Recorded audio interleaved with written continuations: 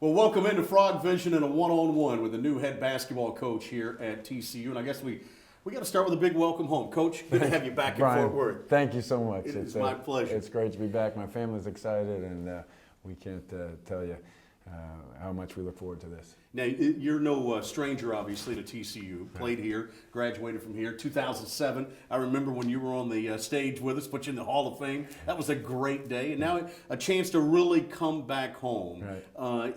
What does that feel like right now? A first time. You know, I've been traveling, chasing the basketball my whole life and moving around, and this is really the first time I've gotten to come home, and it certainly feels like that, and it's fun to bring my family back, and it's just been unbelievable. It's happened so quick. I didn't think it was going to happen, and when it did, it just our whole family got excited, and it's been a great occasion. Has it always been on the radar?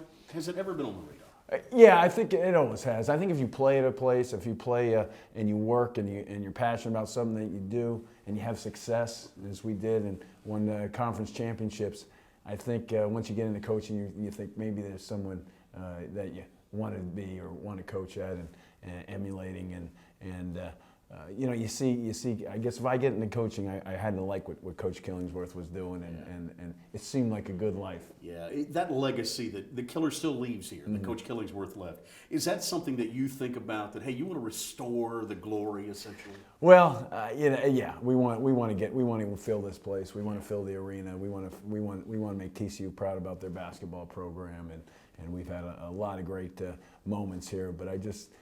Like every day, you just want your institution to be proud of what you're doing and what your program represents, and we're going to do that. Well, and you think about your success at Pitt, and there's several core principles I know you built that program on. And people talk about academic success, the fact that your guys didn't get in trouble, but the success on the court as well. All three of those sort of parallel.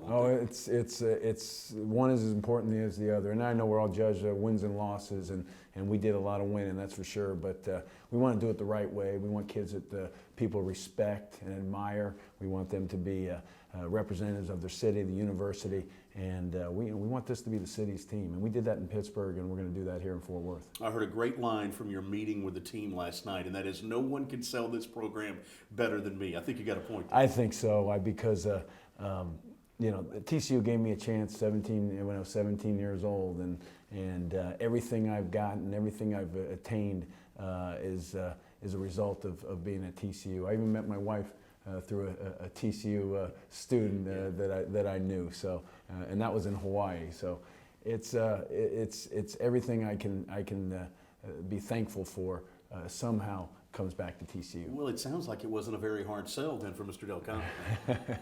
Yeah, he still kept selling, I bet so. As he is doing right now. I bet so. When you played here at Daniel Meyer Coliseum, everyone talks about the shot, of course, against Texas that took place right down there. Boy, this place sure has changed. Yes, it has. Oh, I mean, what Chris has done here in Chancellor and the whole TCU staff, it's amazing. It's unparalleled. I think just going around campus and seeing the facilities. I mean, this is a new opportunity. This is a new situation, a new resources. Everything is new for TCU basketball, and so what we were in the past is not reflective of what we're going to be, because all the things that are available now weren't there before. The conference, the arena, and what they've done, the facilities outside, the campus. I mean, everything is different, and if I can't sell this, then who can? We all feel like we know you, obviously because you played here, and then the Hall of Fame induction in 2007, and we've watched you from afar.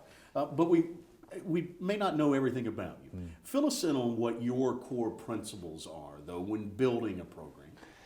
You know, I spend every day trying to represent the university in a positive manner. So I do never want to embarrass the university or the city, and that's reflective in our players and our staff and everybody around us. I mean, that is to me something I really reflect on and think it's the most important thing. You've got to spend every day knowing that you represent the university and Chancellor and Chris Del Conte, our athletic director, and they've given me a great opportunity here, and I'm going to make them proud. When you talk to folks in the basketball world about Jamie Dixon, they say he develops players. Is that a lost art in college basketball?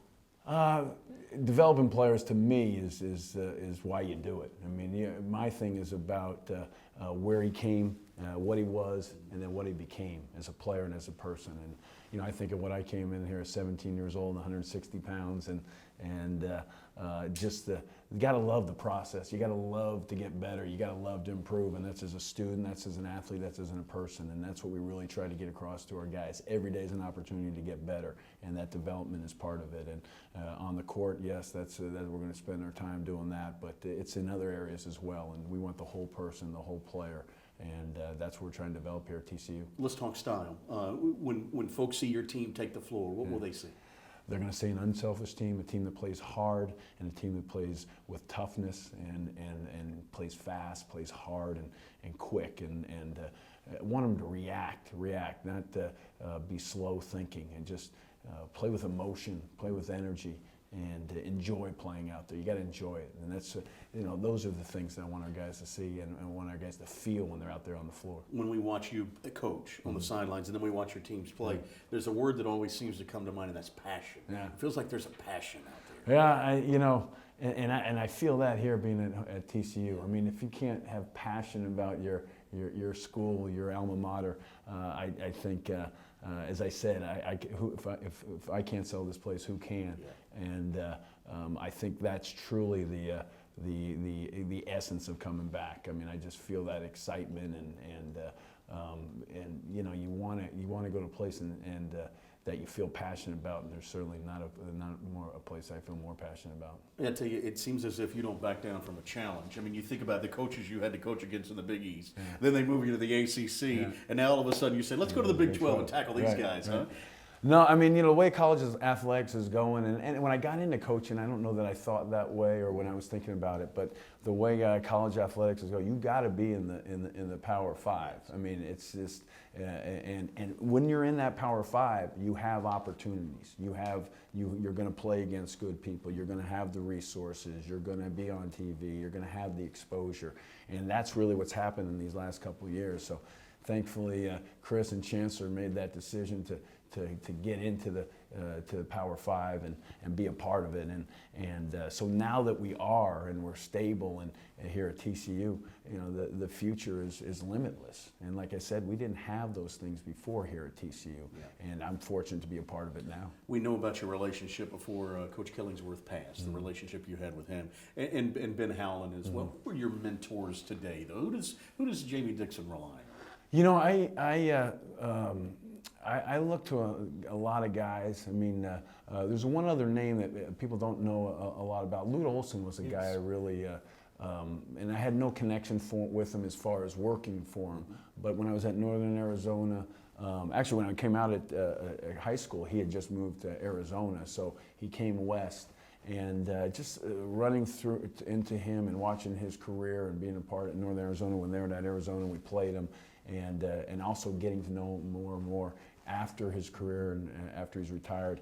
He's a guy that actually means a lot. And I think about him. He made a move from Iowa to Arizona in the middle, had things going at Iowa, and went to a place that hadn't had that same success. And I looked at his path, and I looked at something that he did, and it kind of rang true to me as well. And obviously, Chris Del Conte worked with Coach Olson as well, and so that was interesting enough. As you build that bond with your new team here, I don't want you to break any code of agreement here, but the conversation last night with those guys. Can you peel back the curtain a little bit? What's that first meeting like? I just wanted to get to just hang out with them. Yeah. Again, this happened so fast. I didn't have like a schedule or an agenda all figured out what to do, but I just wanted to sit down and just hang out with them, talk, and just see what they liked here about school and what they didn't like, and it's college and playing a big time athletics. There's ups and downs. There's challenges every day, and so I just wanted to sit down with them and get a feel and how they like where they're living. They all, what they do. They all love going to school here.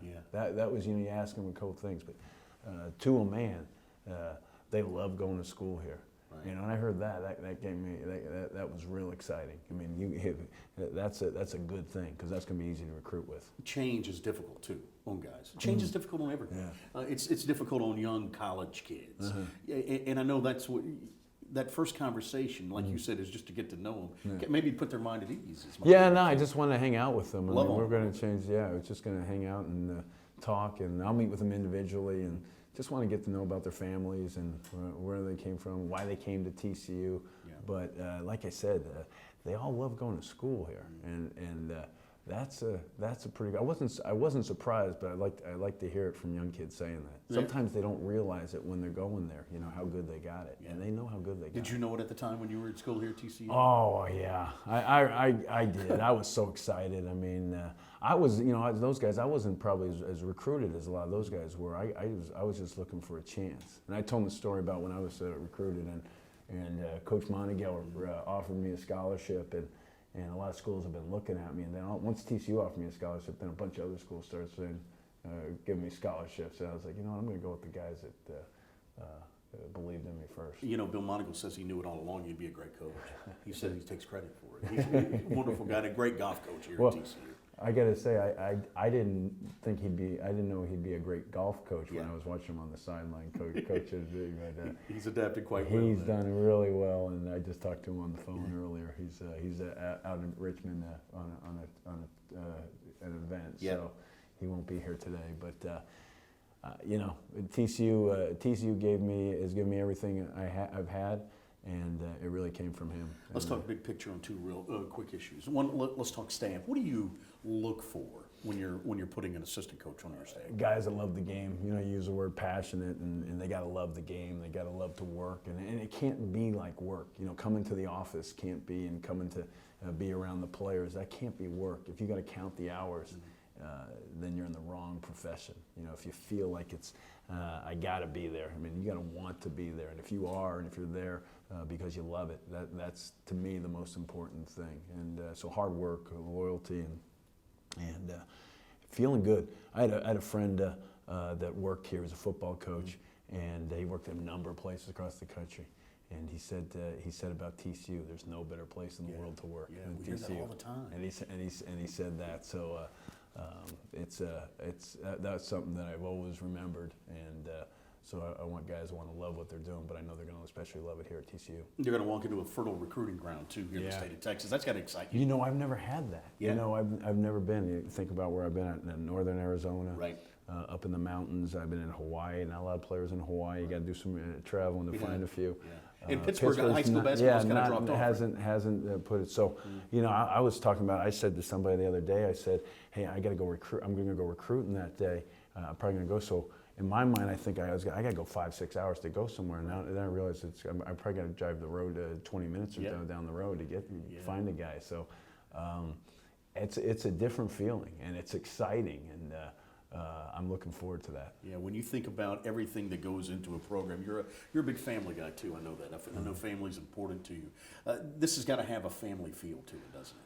Yeah, I mean, there's no question, and you know, private university, and you know, I was talking to Chris. He said, I'd only work at a private institution. I think at this point now, and you know, Pittsburgh is a similar town in a lot of ways, but I think TCU even a smaller family atmosphere, and I sensed it even more when I got back and driving around last night, and it's just the size of it has something to do with it, I think, but the people, and I think my family, it'll be interesting. I think they're going to feel that real quick too once they get around it. I can imagine your phone has just been blowing up. What are your buddies in coaching? What do they say? What are they calling you?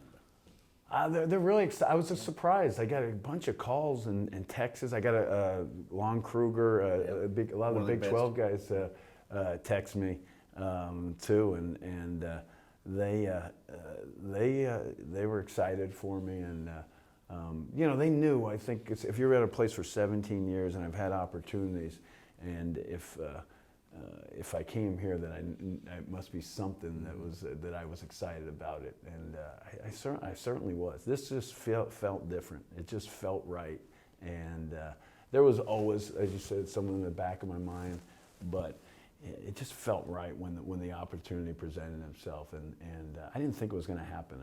It didn't, but once it started getting closer and it got to Sunday night, I mean, my wife was.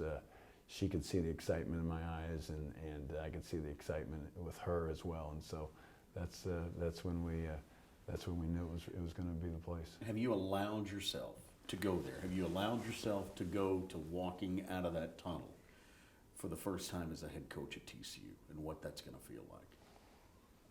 No, all I've thought about is recruiting and getting going and working here, and taking it one step at a time. Yeah. I think. I haven't. Because it'll be emotional, won't it? I guess, yeah, it probably will. It probably will. You know, I think if it's if you're thinking about it, it's probably not going to be as real as you want it to be. I mean, I didn't think about the players leaving, going to Pittsburgh and seeing the players and saying goodbye to them, letting them know what I was doing. But it hit me, and then it hit me too when some former players came back, and that one really hit me too, because I've seen what they've become after playing, and whether it be off the court or on the court, and that hit me. The 80s were great here. We've had a chance to see every game since 1998. I'm not so sure that I've seen or witnessed or felt this kind of excitement around TCU basketball in that time. So I know it's out there, and I know you feel it, don't you? Yeah, I mean, in 24 hours, you can. Yeah, I just, you know, it's. Of course, I've been around Del Conte the whole time, so that's part of the. Yeah, that's part of the vibe. Yeah, but I'm so excited for this, and I feel like unless they're faking, I don't know if you guys fake. Everybody seems to be just really excited, and you know, it's there's something about when you go to a smaller private institution, it just means more to you, I think, for some reasons. You're going to hear it 1,000 times today. Welcome home. Thank you. Jamie Dixon, new men's basketball coach here at TCU. It's going to be fun, ladies and gentlemen, as we welcome back one of our own here to TCU.